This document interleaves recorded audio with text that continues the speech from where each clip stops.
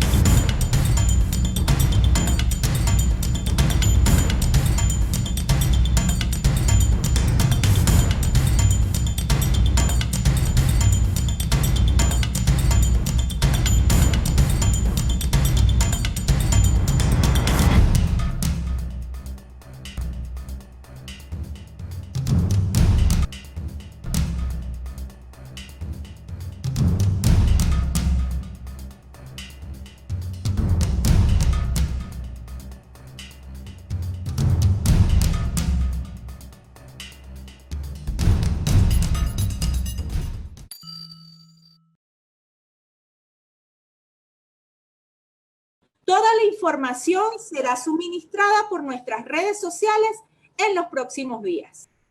Bueno, el tema del día de hoy es despido por razones económicas o tecnológicas. Como introducción a la disertación, debemos indicar lo siguiente. El desarrollo normativo sobre la estabilidad laboral ha limitado en pro al carácter tuitivo del derecho del trabajo las causas que justifican la terminación de la relación de trabajo por voluntad unilateral del empleador, de manera de minimizar la posibilidad de relajar el fuero protector de la garantía del trabajador a permanecer en el empleo.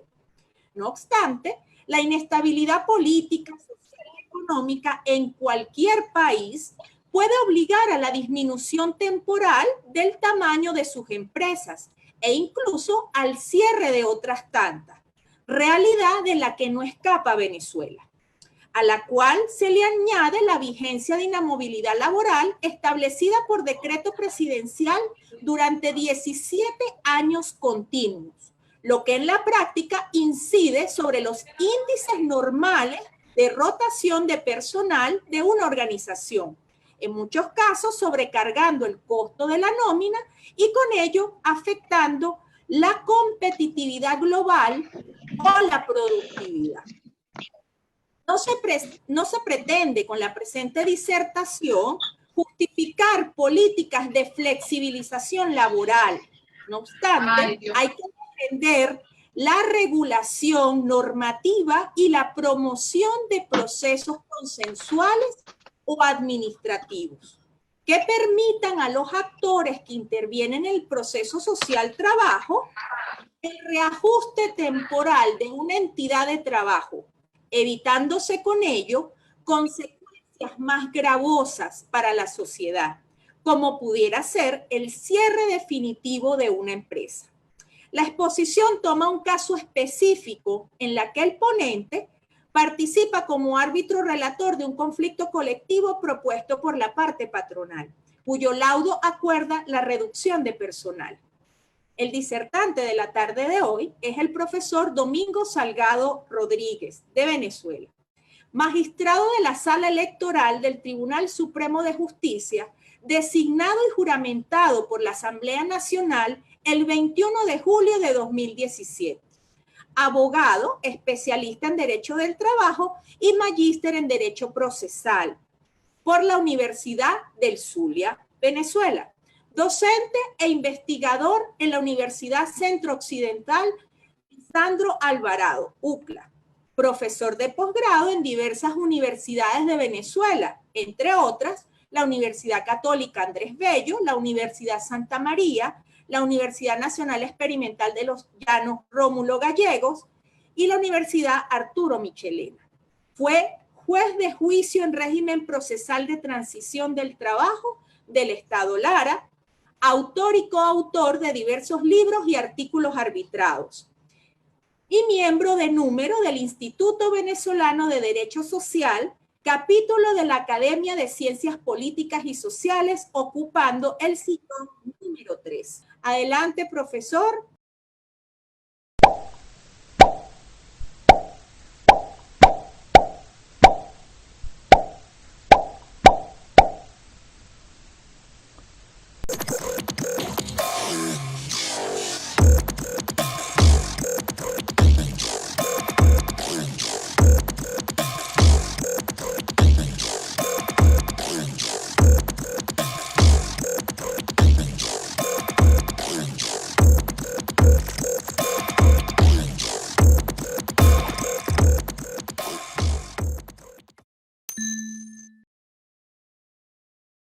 Tarde y debo elevar un saludo y una felicitación muy especial a la Fundación Universita, a la doctora Alba, al doctor Julio Pérez Graterol, al doctor Mirabal y a todo ese equipo de jóvenes entusiastas que sin duda alguna, frente a la situación triste que vive nuestro país Venezuela, hacen este gran esfuerzo por permanecer dándole importancia a la academia, a la divulgación del conocimiento, en especial a la ciencia jurídica del derecho del trabajo.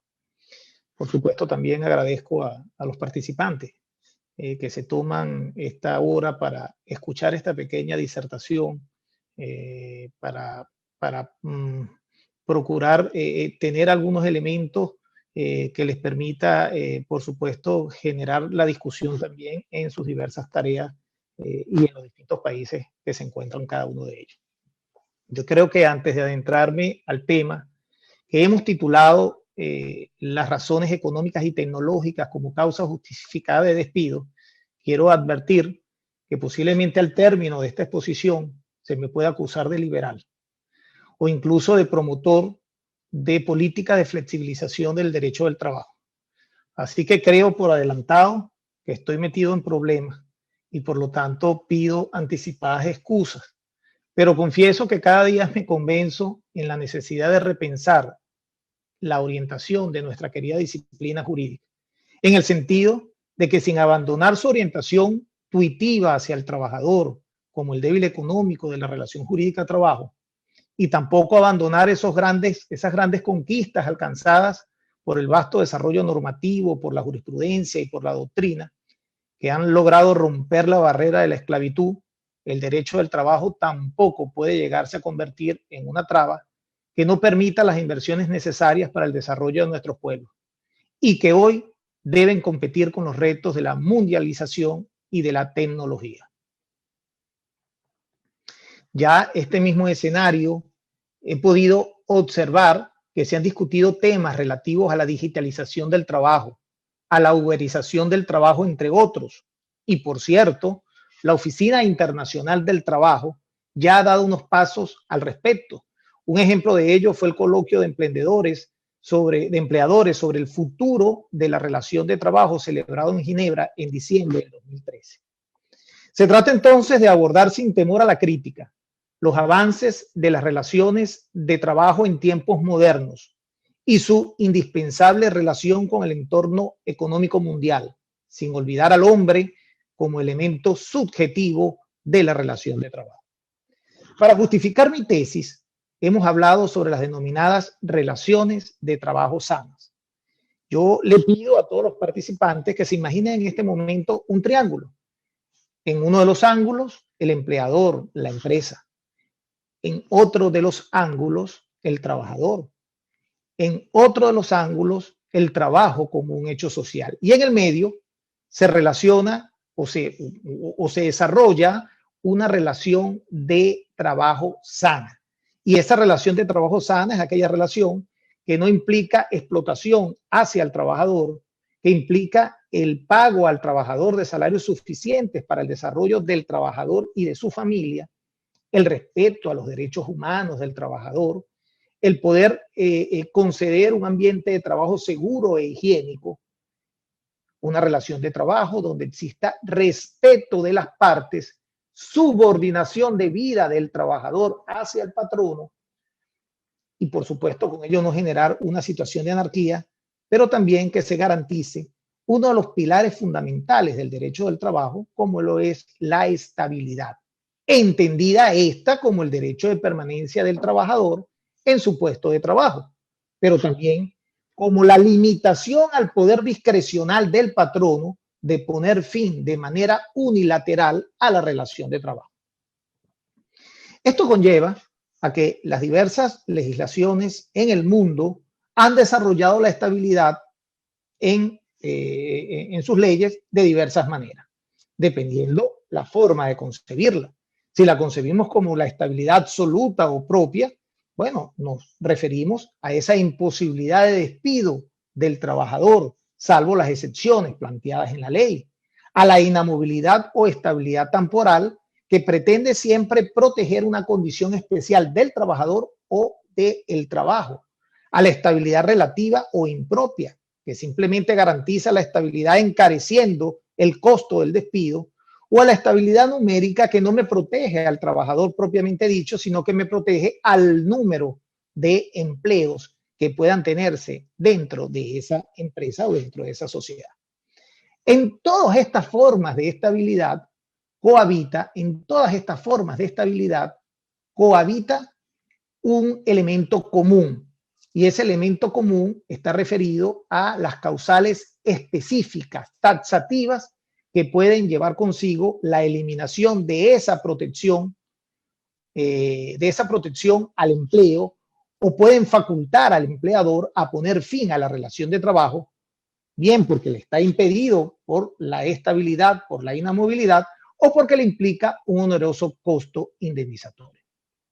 Me refiero entonces a las causales de despido, las cuales se fundamentan básicamente en hechos del trabajador que afectan al empleo, el desempeño efectivo de este o el entorno productivo de la empresa.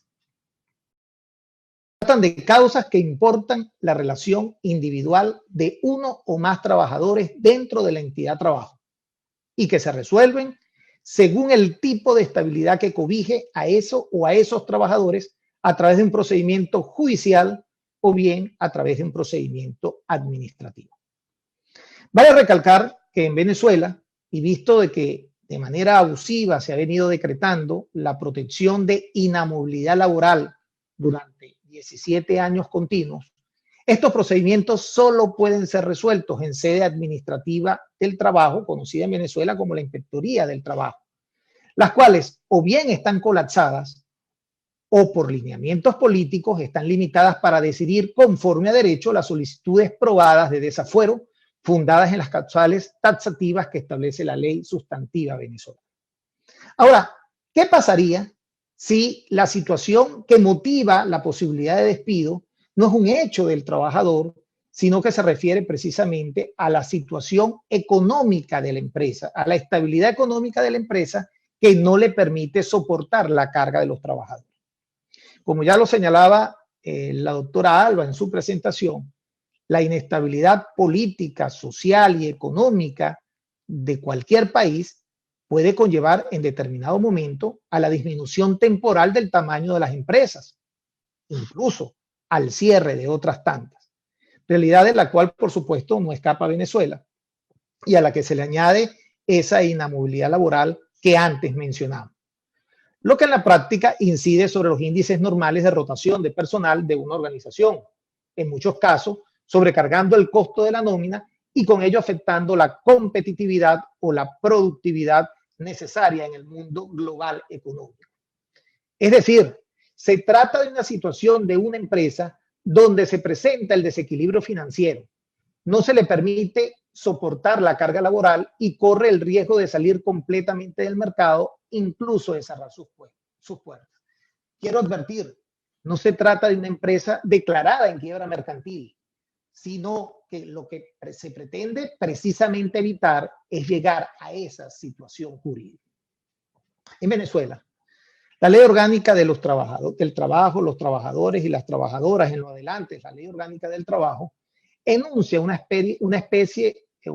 serie de soluciones demagógicas, lo cual resulta lógico en un cuerpo normativo que no nace del consenso de partes, como en su caso sí ocurrió con la reforma de la Ley del Trabajo de 1997, la cual vino a desarrollar el Acuerdo Tripartito sobre Seguridad Social Integral y Política Salarial, sino que esta ley del 2012, violando inconstitucionalmente la reserva legal, fue sancionada por un decreto presidencial, no fue discutida en las cámaras, no se conoce su autor y por lo tanto le aumenta las cantidades de imprecisión. Dejando a un lado esta situación, vamos a puntualizar rápidamente cuáles serían esas posibles soluciones a la situación del desequilibrio financiero de una empresa. Número 1, la supresión o modificación temporal de los beneficios percibidos por los trabajadores y que sean producto o bien de la negociación individual del trabajador con el patrono, de la negociación colectiva o que simplemente fueron otorgados de forma unilateral por el empleador. Esta disminución o supresión de los beneficios es lo que se conoce en doctrina como la reformatio impeius. Esta es una solución excepcional que rompe con el principio de intangibilidad y de progresividad. Supone entonces necesariamente el acuerdo de partes, el patrono por un lado y la organización sindical u otra forma de representación colectiva mayoritaria por el otro lado. Esta solución encuentra algunos problemas en particular. Número 1, necesariamente requiere un acuerdo de partes, lo cual implica muchísima madurez sindical para poder asumir tal medida. Solo es posible mantenerse durante el tiempo restante de vigencia de la convención colectiva. La tarifa legal mínima de beneficios es intangible, es decir, usted no puede entonces, vía reformatio impeius, eliminar beneficios concedidos al trabajador por la ley del trabajo de determinado país. Concede inamovilidad a los trabajadores, lo cual impide ubicar fórmulas mixtas para la solución del problema. Y en Venezuela, el lapso de negociación obligatoria de este procedimiento pudiera durar por lo menos 6 meses. Por supuesto, atentando a la rápida solución que pueda llevarme a una afectación mayor de la empresa. Una segunda solución, la suspensión temporal de la relación de trabajo, lo cual igualmente fue tímidamente regulado en la legislación venezolana y de hecho incluso limitado a un periodo máximo de 60 días. En otras legislaciones, por ejemplo, en el caso de la legislación colombiana, está limitada a un periodo de 120 días, lo cual los expertos económicos también señalan que son periodos relativamente cortos para poder garantizar la recomposición o para poder garantizar que la empresa pueda superar ese desequilibrio financiero. Finalmente, el punto que nos ocupa, la reducción de personal. Esta supone entonces la desincorporación o despido de un trabajador o de un número determinado de trabajadores con la intención de reducir o minimizar el impacto económico que implica la plantilla vigente de trabajadores en determinada empresa, con la intención de permitir así entonces su recuperación económica y con ello salvar el empleo de otros tantos trabajadores. Esta consecuencia se presenta como una solución al problema económico de la empresa, que a su vez ha generado un conflicto colectivo de trabajo. No cualquier tipo de conflicto, sino un denominado conflicto desvirtuado, tal como lo enuncia el maestro Humberto Villasmil Prieto, que son aquellos tipos de conflictos relativos a condiciones de trabajo que se inician por el patrono o que pretenden la reducción de personal. En Venezuela, la abrogada Ley Orgánica del Trabajo normaba en el artículo 34 la reducción de personal por razones económicas, de progresos o tecnológicas, para lo cual simplemente se hacía referencia o se remitía al procedimiento conflictivo del trabajo y que supone entonces al reenvío a las normas que éste lo regulaba, con la advertencia que de no alcanzarse el acuerdo de las partes, el mismo quedaría sometido a un arbitraje. Suponemos entonces que se trataba de un arbitraje forzoso, ello en virtud a que no estaba condicionado al previo acuerdo o compromiso arbitral. De igual manera, la ley anterior en cuanto a la reformatio impeius de las condiciones de trabajo por razones o circunstancias económicas planteaba la posibilidad de que el patrono iniciara el procedimiento conflictivo mediante la presentación del respectivo pliego de petición, limitando la fase de conciliación solo a 15 días. Vencido ese lapso, se entendía agotada la fase conciliatoria, por lo que no existiendo en Venezuela la posibilidad de declararse la huelga patronal o la huelga por iniciativa patronal, conocida en el anglicismo como el lockout, solo se entendería que las partes podían acordar un compromiso arbitral o dar por concluido esta fase de negociación y quedar sin solución a través de este mecanismo el problema planteado por el patrón. Las normas antes citadas, aunque deficientes en cuanto a los trámites procedimentales a seguir, por lo menos generaban un mecanismo para la solución del problema.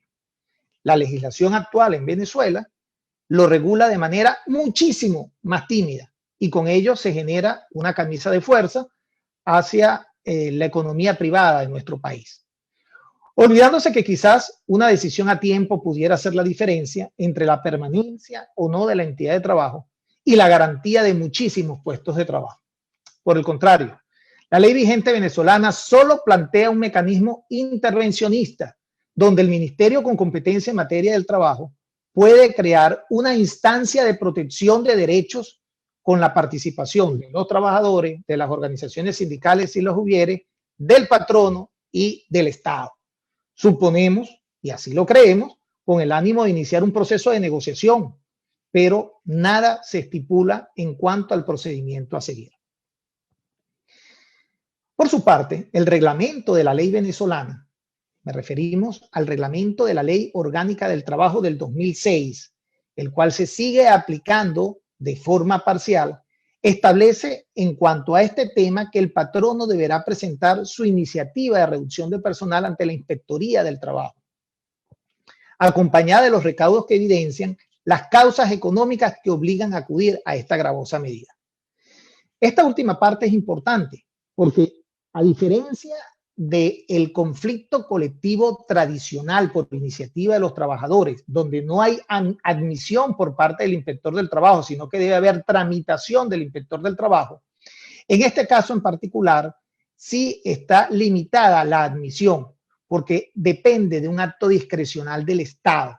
Supone entonces que la Inspectoría del Trabajo, que el funcionario del trabajo debe evaluar los documentos, los recaudos que sustentan las causas invocadas como elementos suficientes para poder afectar el curso normal de la relación de trabajo, no de un trabajador, sino de varios trabajadores, e iniciar entonces ese procedimiento que va a socavar una de las bases fundamentales del derecho del trabajo, como lo es la intangibilidad, la progresividad y la estabilidad laboral.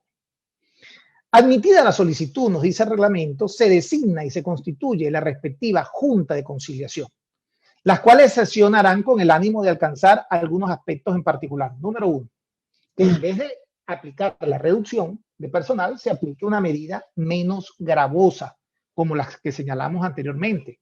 Trátese de suspensión de la relación de trabajo o trátese de la modificación imperios de la relación de trabajo.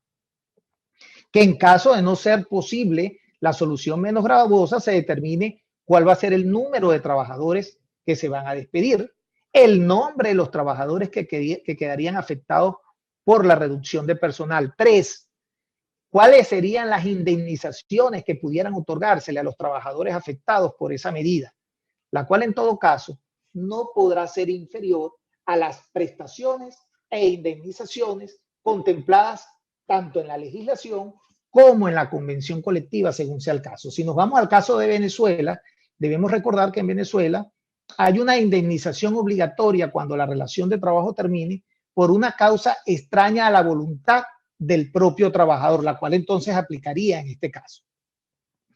Y 4, el compromiso arbitral. En caso de considerar que los puntos solicitados no son factibles de ser resueltos por la negociación y que por lo tanto asumen como válida una solución heterónoma y equitativa como lo es el arbitraje.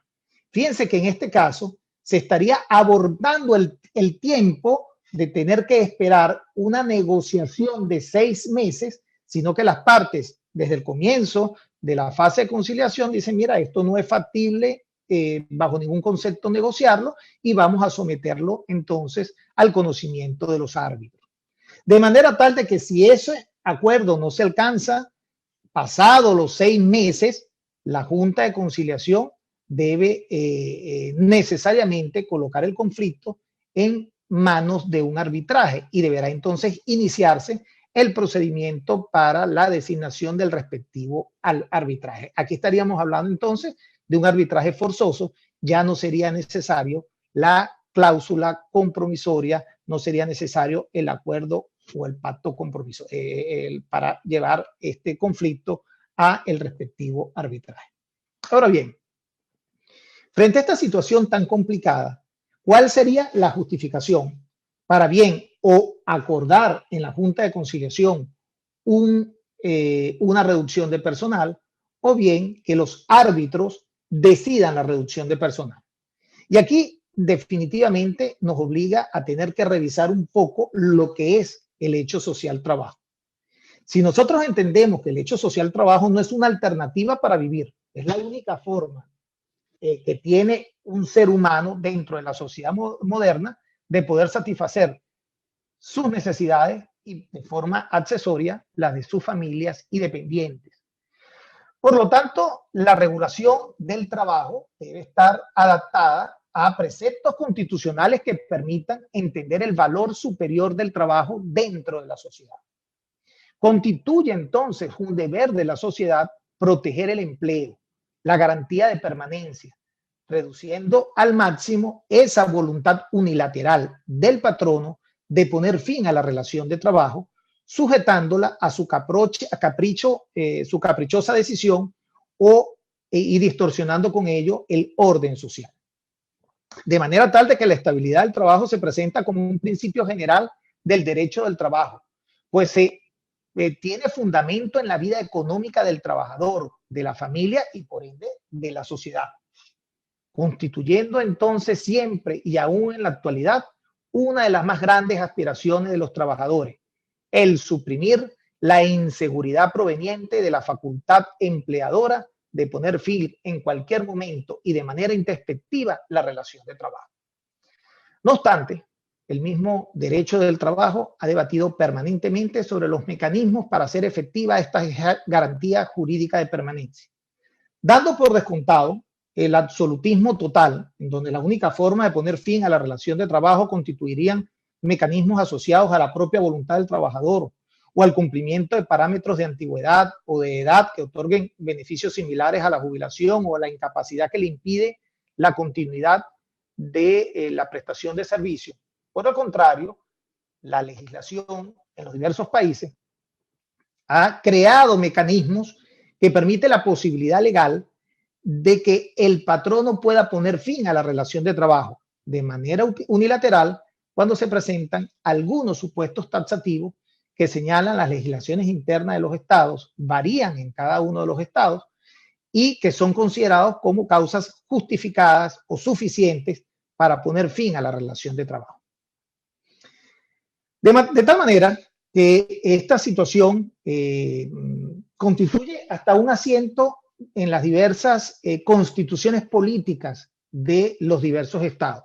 Incluso ha tenido un tratamiento internacional. La Organización Internacional del Trabajo lo recogió en el convenio 158 de junio de 1982, el convenio denominado Convenio sobre la Terminación de la Relación de Trabajo. A través de este instrumento normativo de aplicación obligatoria para los países que lo hubiesen ratificado, se le garantiza al trabajador el derecho a no ser despedido y a menos de que exista una causa justificada conforme a su capacidad o a su conducta. O, fíjense lo que señala la Organización Internacional del Trabajo, o basada en las necesidades de funcionamiento de la empresa, establecimiento o servicio.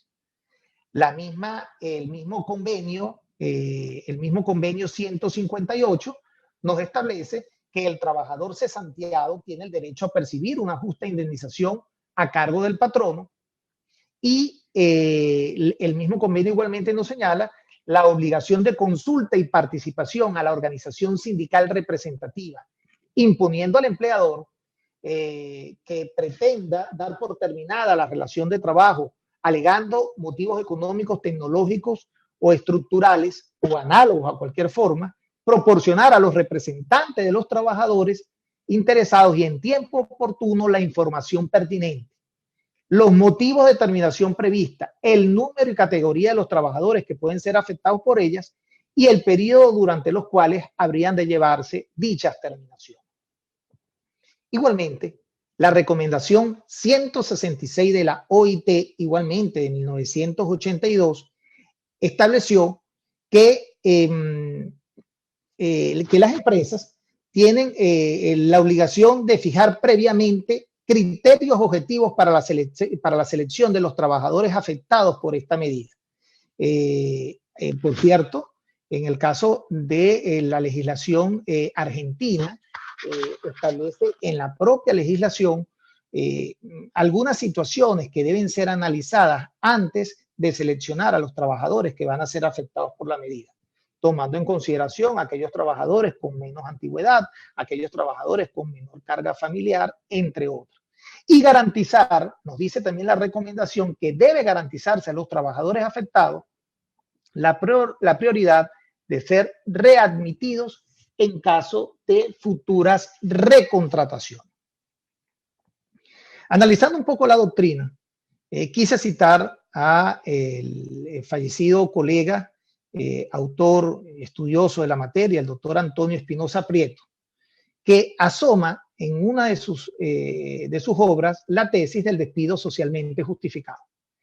En este caso en particular, el doctor Espinosa Prieto señala que el verdaderamente protegido es el interés colectivo, de manera que la teoría de la posible justificación del despido por razones económicas y técnicas de la empresa, lejos de enervar el carácter liberador social de la estabilidad, lo confirma y lo afianza. De manera tal de que el desplazamiento de la estabilidad laboral por razones económicas o tecnológicas con el ánimo de proteger la fuente de trabajo otorga preferencia al interés colectivo y social sobre el interés individual de cada trabajador. La Constitución venezolana, en su artículo 96, nos establece la garantía de la estabilidad laboral, limitándose toda forma de despido no justificado, lo cual no prohíbe de manera total el despido, solo lo limita a las causas establecidas en la ley. El artículo 148 de la legislación laboral venezolana menciona las razones técnicas o económicas como una causal de reducción de personal. Lo menciona de forma muy tímida. Esto en la práctica debe ser entonces entendido como una causa justificada de terminación de la relación de trabajo, un hecho distinto a la voluntad del trabajador, debiendo materializarse a través del procedimiento que ya explicamos y que está establecido en el aún parcialmente vigente reglamento de la Ley Orgánica del Trabajo.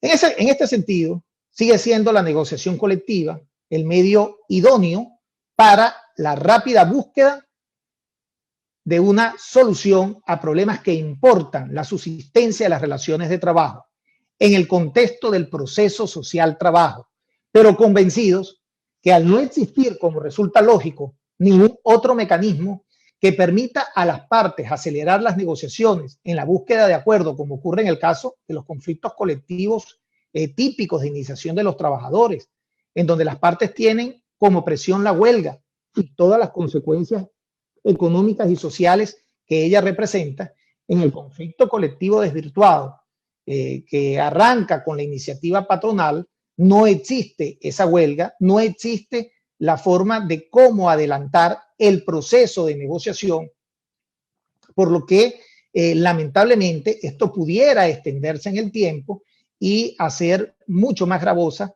la situación económica que está afectando al centro de trabajo, a la entidad de trabajo.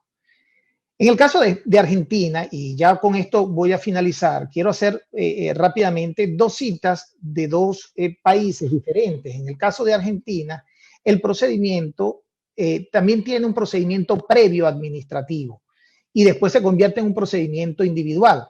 En el caso de Argentina, el patrono está obligado a iniciar un procedimiento que se llama el PPC, que es el procedimiento preventivo de crisis. Esto se hace ante el Ministerio del Trabajo argentino, a los fines de precalificar la causa que está motivando precisamente esa solicitud de reducción de personal. Y después que tiene el procedimiento administrativo, puede empezar a iniciar los despidos de forma individual, de manera tal de que si el trabajador afectado considerare que no se cumplieron los trámites de ley, tendrá que judicializar su reclamación y efectuar su reclamo de forma individual. En el caso de Colombia, no lo encontramos tampoco como un procedimiento conciliado, como un acuerdo de partes, sino como un procedimiento previo administrativo que se hace también ante el Ministerio del Trabajo. Se solicita la debida autorización de reducción al Ministerio del Trabajo, se elevan los elementos probatorios y finalmente es el que decide si hay causa suficiente para poner fin a la relación de trabajo. Quiero ratificar con esto que no se trata de flexibilizar los logros alcanzados por el derecho del trabajo y que dignifican al trabajador. Lo que se trata en todo caso es entender que el contexto económico, tecnológico, político y social, no solo de un país, sino también tomado en forma global, tomando en consideración la mundialización, pues, no puede estar divorciado del manejo de las relaciones laborales y de las normas que lo rigen. Yo quiero concluir mi exposición, creo que me ajusté al tiempo debido, citando una expresión del gran Mandela, cuando decía: mi ideal más querido es el de una sociedad libre y democrática, en la que todos podamos vivir en armonía y con igualdad de posibilidades. Gracias.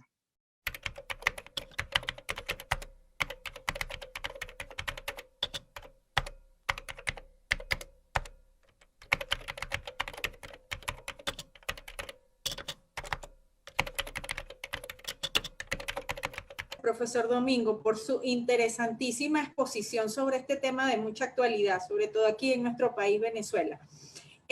Por acá ya tenemos una pregunta que hace Omar Martínez de Venezuela.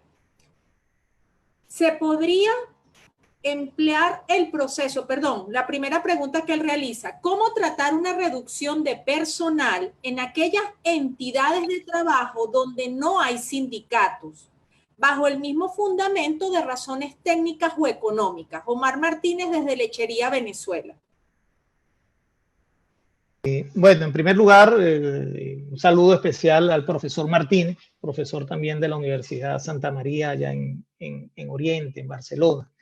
Mira, el legislador en principio, o bajo la figura de la legislación anterior y bajo la figura de la Constitución ante el 99 en Venezuela, se le quería dar una primacía única y exclusivamente a las organizaciones sindicales. Es decir, era impensable el poder alcanzar acuerdos colectivos con figuras de representación de los trabajadores distintas a la organización sindical.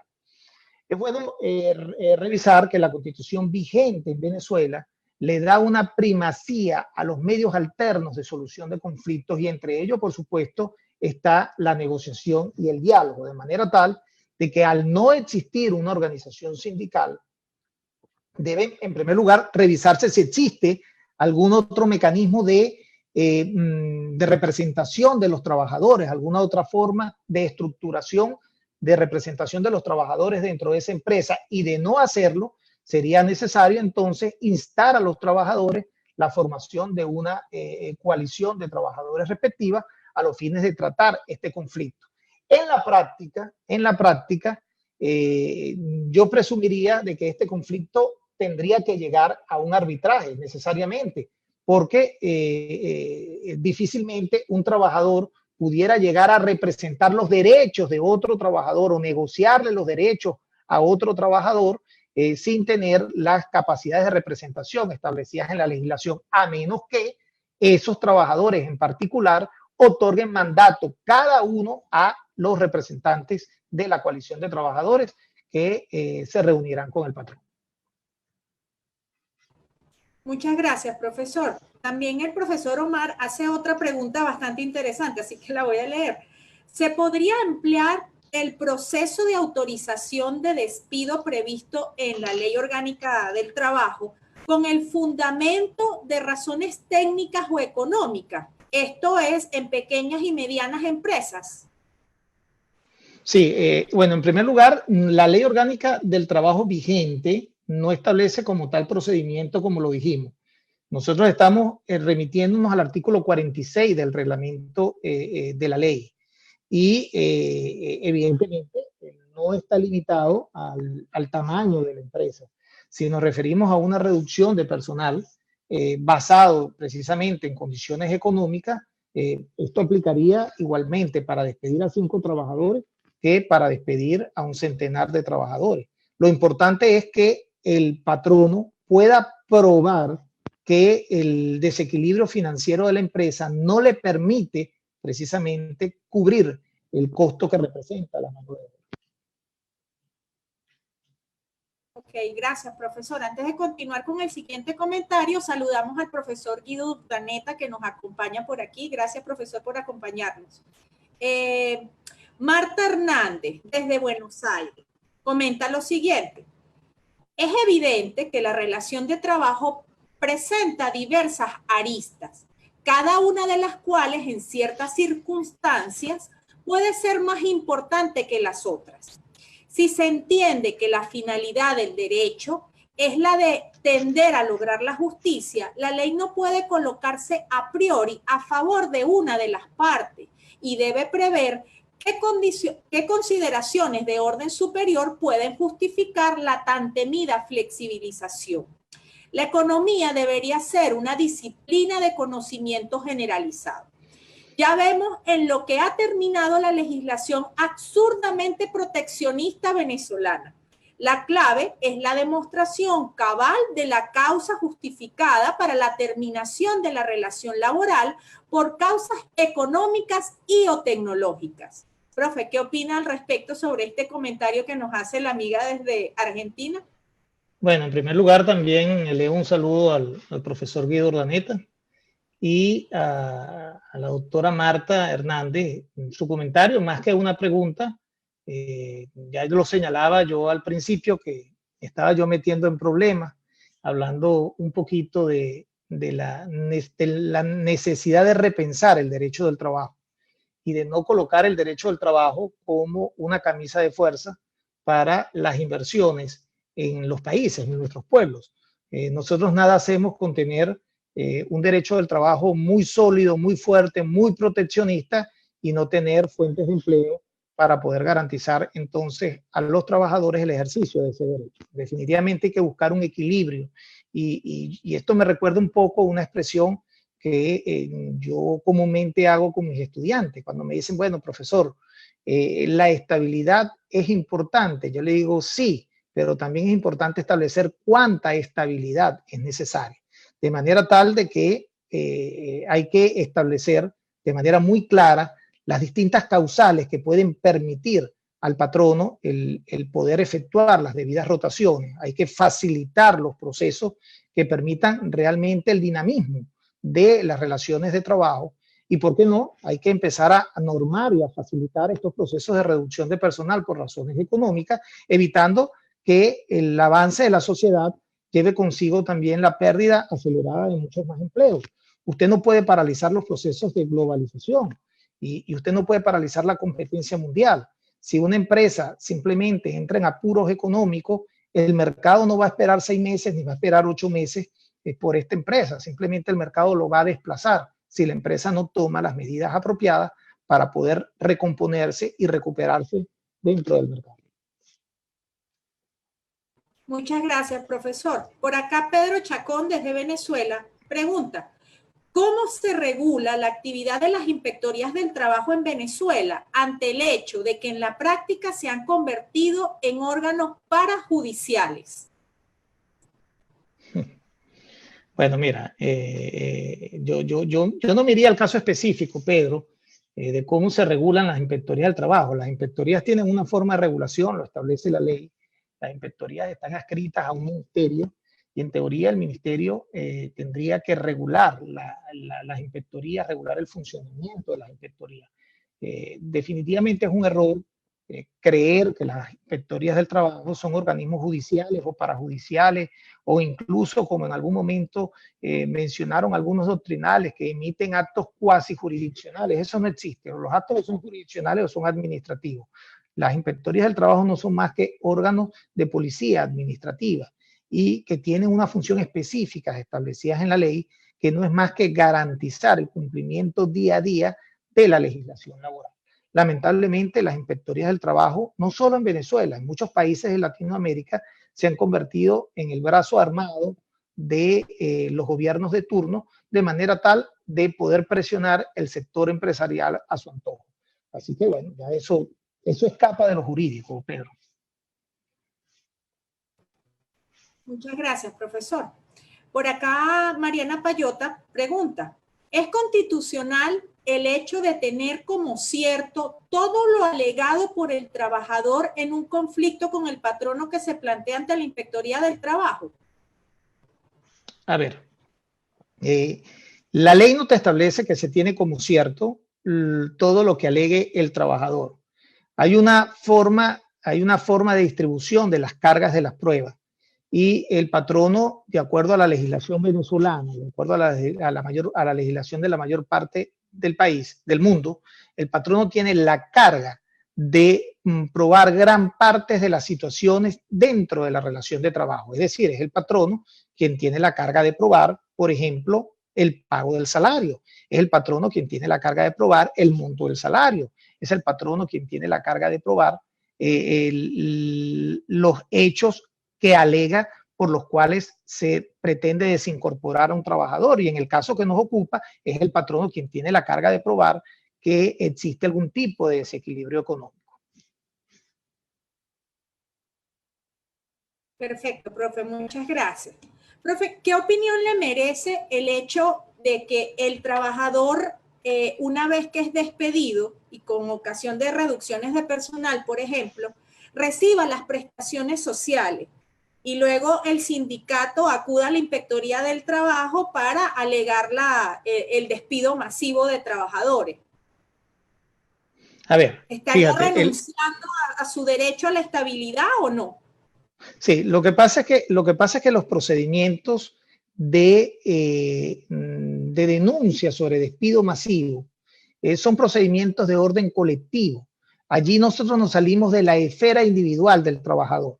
Fíjate, si nosotros nos estuviéramos refiriendo a que un trabajador terminó la relación de trabajo, cobró sus prestaciones sociales, bueno, había una tesis que se había manejado, que la doctrina jurisprudencial en Venezuela, que camina hacia adelante y camina hacia atrás, es muy inestable, pero había una doctrina muy sólida que te hablaba de la pérdida de la vocación de reenganche. O sea, si usted ya recibió las consecuencias de la terminación de la relación de trabajo, usted abandonó también su deseo de reingresar a la empresa.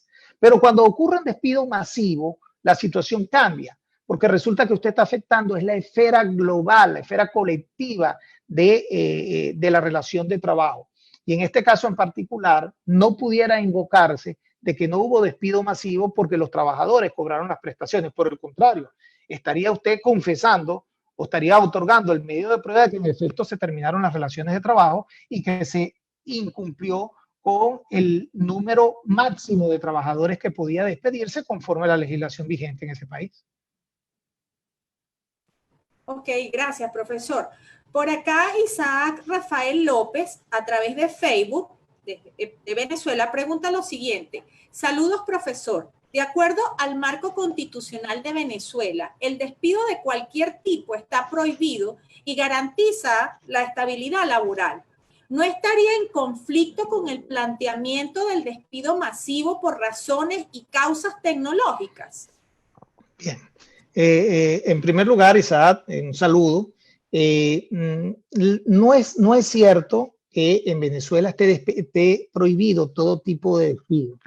Aunque la redacción constitucional del artículo 93 es una redacción muy infeliz y que por supuesto puede plantearte dudas porque te incluye dentro de la misma norma constitucional, que es una norma programática, te hace remisión a cosas inexistentes, pero que por supuesto fueron desarrollados por la ley.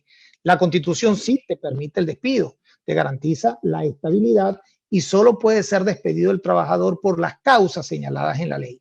Y por eso es que cuando me refiero a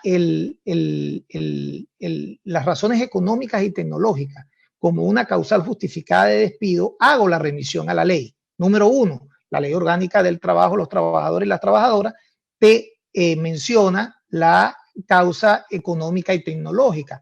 Pero después, una ley que no podemos dejar de aplicar, que es el convenio de la OIT y la recomendación de la OIT. Recuérdate que Venezuela está escrito a la OIT y tanto el convenio como la recomendación han sido debidamente ratificados por Venezuela. El convenio 158 fue ratificado por Venezuela en 1985 y no ha sido denunciado por la República, lo que quiere decir que es ley en Venezuela y se aplica incluso conforme al artículo 23 de la Constitución, se debe aplicar con preferencia dentro de la legislación venezolana, de manera tal de que la ley venezolana, en este caso, redactada a través del convenio 158, sí te regula la causa económica y tecnológica como una causal de despido. Ok, gracias, profesor. Por aquí tenemos otro comentario. Soy Ibrahim Guerrero, abogado en Venezuela y Colombia. Considero que las normas, a pesar de ser proteccionistas al trabajador, existen procedimientos administrativos y judiciales donde el patrono puede justificar la reducción, por motivos económicos o tecnológicos. El gran problema es la voluntad de la administración pública de ser imparcial en el cumplimiento de la ley. En la actualidad, percibo una gran diferencia cuando comparo el Ministerio del Trabajo de Colombia y Venezuela. Aquí en Colombia aún se mantiene la imparcialidad de la aplicación de la ley. En una oportunidad manejé un procedimiento en Cúcuta, Colombia, en el Ministerio del Trabajo de reducción de personal en una fábrica y pudimos llegar a un acuerdo imparcial y ajustado a derecho. Bueno, mira, Guerrero, comparto contigo tu comentario. Lamentablemente, los ministerios del trabajo, acuérdate que el Ministerio del Trabajo depende del órgano ejecutivo y por supuesto sigue la política del representante del Poder Ejecutivo que se encuentre de turno. En el tema Venezuela, yo creo que es un tema particular, sale del análisis jurídico y es muy difícil hoy en día poder hacer algún tipo de evaluación a las inspectorías del trabajo. Las inspectorías del trabajo en Venezuela, por cierto, por lo general siempre fueron muy tímidas en poder acordar este tipo de procedimientos o en su participación o intervención este tipo de procedimientos porque afecta la esfera de lo político. Una reducción de personal siempre tiene un tipo de connotación pública y política que puede afectar al gobierno de turno. En el caso en particular en estos momentos en Venezuela, todos sabemos la orientación que se sigue en nuestro país. Muchas gracias, profesor. Bueno, ya por acá no tenemos más preguntas y o comentarios. Antes de dar cierre a la videoconferencia del día de hoy, les recuerdo nuevamente los anuncios que habíamos hecho al principio. Siguen abiertas las inscripciones para el 10º Congreso Internacional de Derecho del Trabajo y de la Seguridad Social en homenaje al profesor Héctor Lucena, que ya celebramos en este mes de junio, en su versión virtual. Igualmente, están abiertas las inscripciones para los seminarios virtuales de Derecho del Trabajo comparado sobre Derecho Constitucional del Trabajo y Futuro del Derecho del Trabajo. Y para mayor información pueden acceder a la página web www.ucc.edu.co universitasfundación.com. Igualmente les recuerdo que del 21 al 26 de octubre se celebrará el 10º seminario presencial de Derecho del Trabajo Comparado, que este año la temática será los derechos fundamentales en el trabajo y las relaciones laborales en la era digital. Bueno, muchísimas gracias al profesor Domingo Salgado por habernos acompañado en la tarde de hoy con este interesante tema. Igualmente agradecemos a todas las personas que nos acompañaron en esta salón virtual, así como las personas que nos escucharon a través de Facebook Live. Profesor Domingo, de nuevo el micrófono es suyo. Bueno, no, mira, como lo dije al comienzo, mis felicitaciones grandísimas a la Fundación Universitas. Sé de este esfuerzo, en definitiva, hoy en día en Venezuela, no solo con los problemas económicos que tiene el país, sino con todos los problemas de servicio. Hacer este esfuerzo cuando ustedes no tienen garantía, a veces ni siquiera de la continuidad o del fluido del servicio de luz y de las conexiones en Internet, bueno, realmente es titánico. Así que mis felicitaciones, y yo creo que las nuevas generaciones agradecerán este gran esfuerzo y este trabajo que ustedes vienen realizando, y por supuesto también a todos los participantes. Estaremos entonces atentos a seguir con ustedes participando, y ojalá pueda acompañarlo, ojalá las condiciones políticas del país nos permitan acompañarlo en ese congreso presencial en la isla de Margarita. Muchísimas gracias, profesor, por sus alentadores comentarios. Asimismo, gracias a todas las personas que nos están escribiendo en este momento, dando palabras de felicitación para el profesor por su disertación. Bueno, los invitamos al próximo jueves a nuestra sección de jueves de videoconferencia, donde tendremos a un expositor chileno. Ya en los próximos días les pasaremos la información correspondiente, así como a través de las redes sociales.